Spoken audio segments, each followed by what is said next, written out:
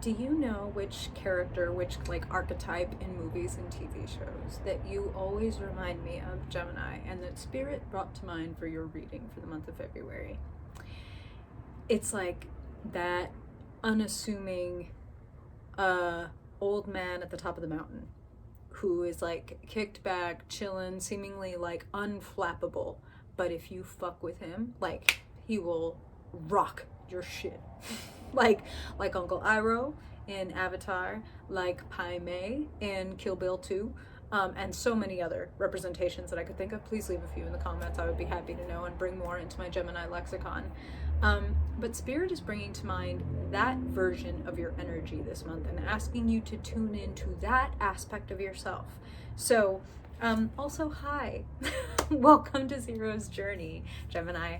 I'm Madeline, and here on this channel, we use a compass of courage, curiosity, compassion, and creativity to get where it is we're trying to go by being exactly where the fuck we are. And this month, Spirit is offering you an orientation point, a North Star to come back to again and again, which is transmute. So as soon as I pulled this card, Spirit, like I said, just gave me this, like, the visions of these people and saying, you know, that kind of like double-edged and like annoying or, you know, talking out both sides of your mouth type Gemini energy that y'all are famous for, whether you be Gemini, Sun, Moon, or Rising, or Dominant. They're asking you to get into the version of yourself that like is the trickster, and that trickster that is full of wisdom and experience. It's like your trickster nature, your joking self, your self that can take dense energy of, you know, maybe a bad day or a hard time or a difficult experience and transmute it via humor or art or creative expression of some kind. That magical aspect of yourself, Spirit is asking you to step into. So you can see here on the card that a dung beetle is actually what is depicted. A scarab, that type of beetle, is also a deep symbol for transformation. But they do indeed roll up their babies in dung and roll them into the ocean. And it looks like a weird fucking thing to do. Doesn't seem like a very lovely or loving thing to do. And yet it's exactly what those seeds, those eggs need to be able to be born. So the idea is we take something shitty and something amazing and life-affirming and life-giving can be born out of it. So what type of trickster wisdom can you offer yourself and other people this month, Gemini? Now, in particular, Spirit was invoking that twin aspect of you and having you look into the mirror of yourself. So if you were to apply that Uncle Iroh, Pai Mei type energy and turn your lens to your mirror, to your twin, what kind of revelations could you have and therefore transmute? Just something to keep in mind as we get into your reading. Let's pull some tarot cards, shall we? All right. Ooh, Spirit, loved ones, guides, elevated ancestors, those who protect, guard, guide, Gemini energy, Gemini Sun, Gemini Moon, Gemini Rising people. Spirit, what do they need to know in the month of February for their highest good? Gemini energy, Gemini people. In the month of February, Spirit, what energies, possibilities, potentials, pitfalls do you want to make Gemini people aware of in the month of February for their highest good? Gemini, in the month of February for their highest good, Spirit. Gemini, Gemini Sun, Gemini Moon, Gemini Rising, for their highest good in the month of February. What elements of their past and their present do they need to know to walk into their best future? Let's see what we got.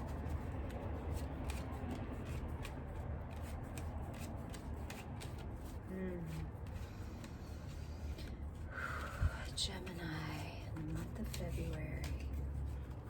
Okay. Look at you transmuting shit. Wow. Beautiful.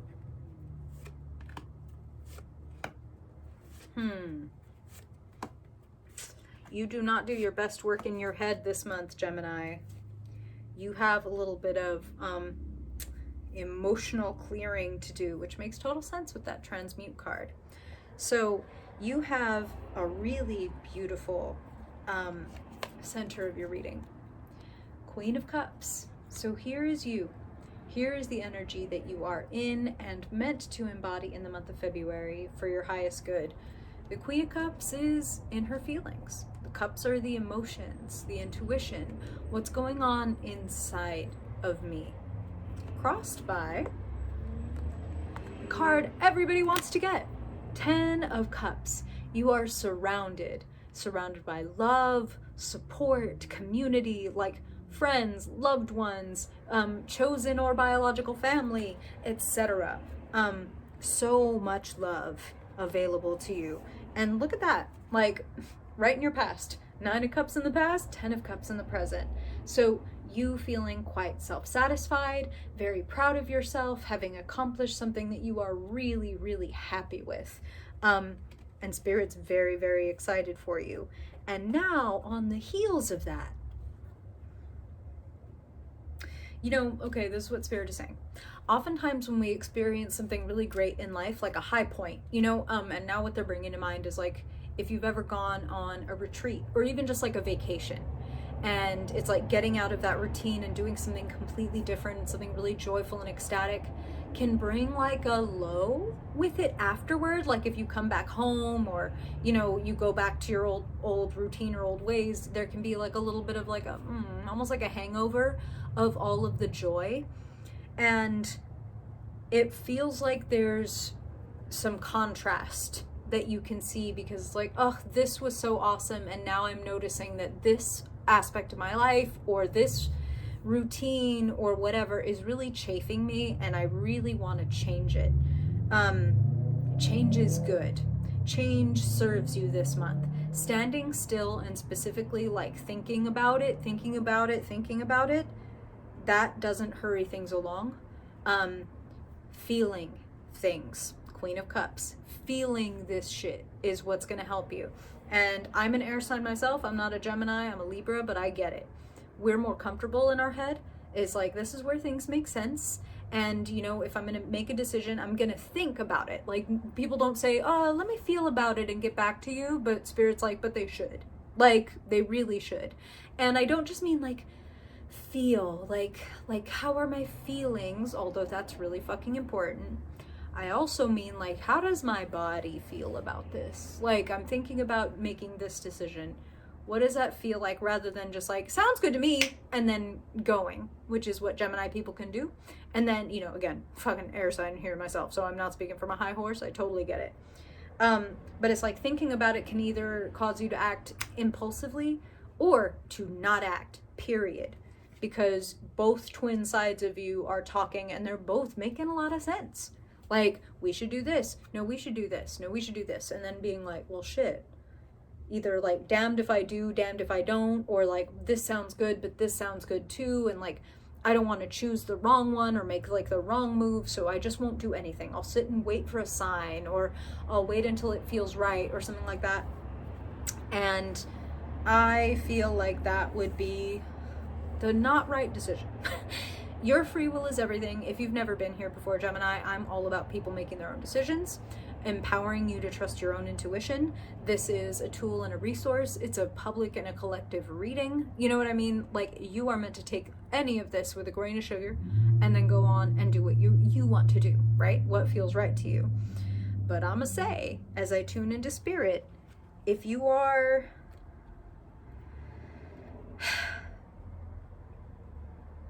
fighting your feelings, if you are waiting for an outside cue, if you are responding to outside cues rather than being self-contained and self-piloted, and like, I do what feels in alignment with me, versus if they come at me with this energy, I respond with that energy. That's kind of what Spirit is giving me. That's not going to serve you. That's very, like, no blame, no shame, no judgment. Anything that I say on this channel, like, we don't do fucking blame, shame, judgment here. It's a waste of time. It's a waste of energy, and it doesn't help us shift or change or grow. So no blame, no shame, no judgment, as I say that that's a very immature energy. It's a it's not taking responsibility for your own power. It's not accepting your own power. It's disempowering to say, I respond to the energy people give me, rather than I choose the energy with which I approach people and things in this life. So if you've been operating a little bit willy-nilly, if you've been, like I said, sitting back and waiting and being maybe a little too passive or a little immature about things, decisive action and a willingness to put everything on the table really serves you. Not hiding things, not obfuscating things, not, lying by omission or obfuscation. Again, no blame, no shame, no judgment. Sometimes we feel like, what they don't know won't hurt them, because it's not like I'm, doing something terrible. It's just that I don't want to deal with this uncomfortable conversation or whatever. Have the uncomfortable conversation. I'm just feeling it. On the other side, I picked up a couple of 5s and showed them to you, right? 5 of Wands is hovering over the top of your reading. 5 of Wands is, again, a little bit childish, a little bit immature, a little bit like nobody's making a point here or getting very clear here. We're all just kind of play fighting. And below that, another good card, by the way. 6 of Cups is the card of children. So there's that. A lot of joyful and fun and immature energy around you.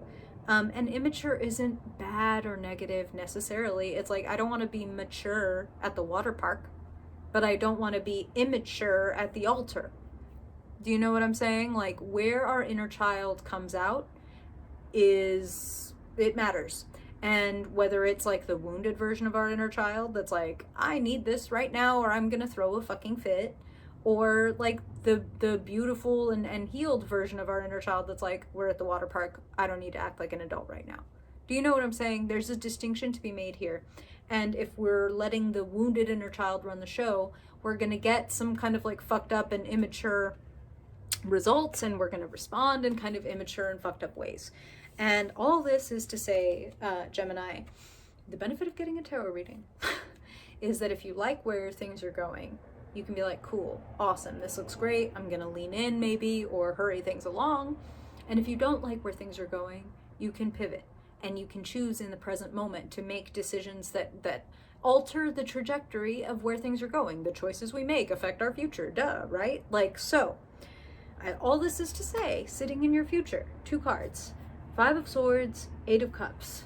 Energy that these cards have in common, turning our back on things and walking away. But they're very, very different other than that. It's kind of like there are 2 diverging paths, 2 things that could happen when you feel your feelings and transmute, right? To work to shift dense energy into lighter, freer energy. When you use that good, the beneficial, the holy trickster inside of you to like turn things on their head and lighten them up. This is being petty and saving face and basically being able to stay self-satisfied. I'm not giving up anything, I'm not losing anything, I'm saving face, which is a very 5 of Swords thing to do. Like, like the energy is very like, I'm not gonna let anybody see me cry or sweat, so I'm gonna telegraph that like this doesn't even bother me and I don't care. But really, like, I care a lot. I'm just putting up this like, because it hurts so much, and Spirit doesn't want that for you. Spirit wants you to be very deeply engaged with your emotions. 8 of Cups is a different card of walking away. It is disengaging from unhealthy emotional dynamics entirely. This is a petty, and I'll say it, kind of cowardly card. This is an extremely brave and present and engaged card. 2 very different forms of walking away. I'm saving face and I'm saving myself.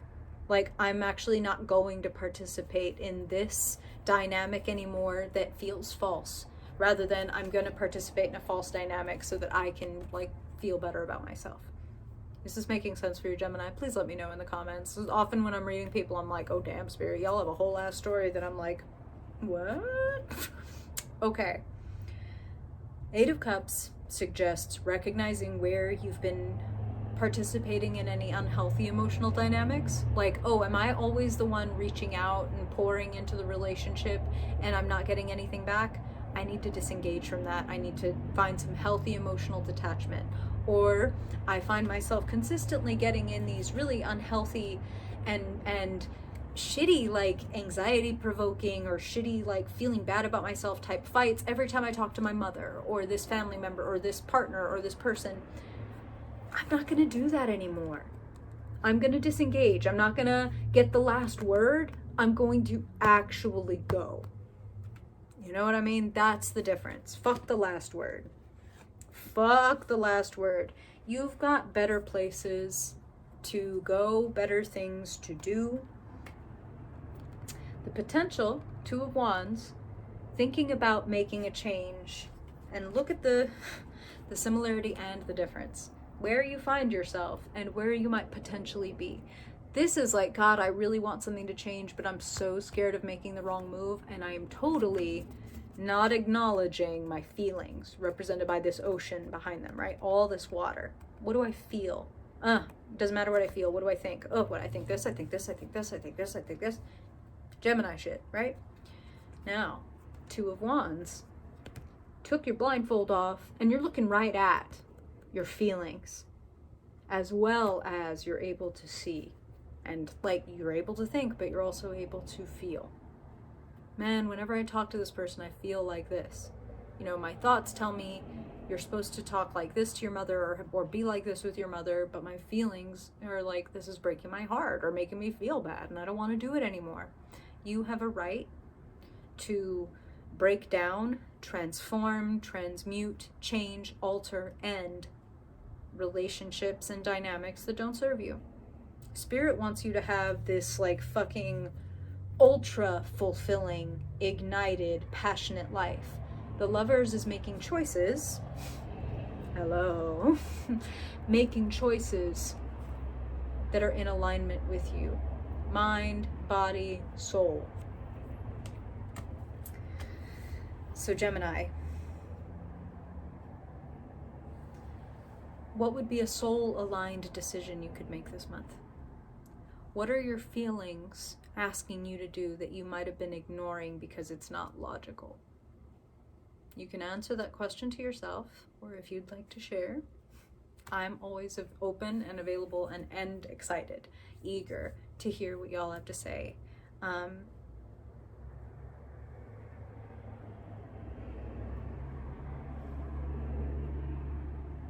It's time to stop dilly-dallying.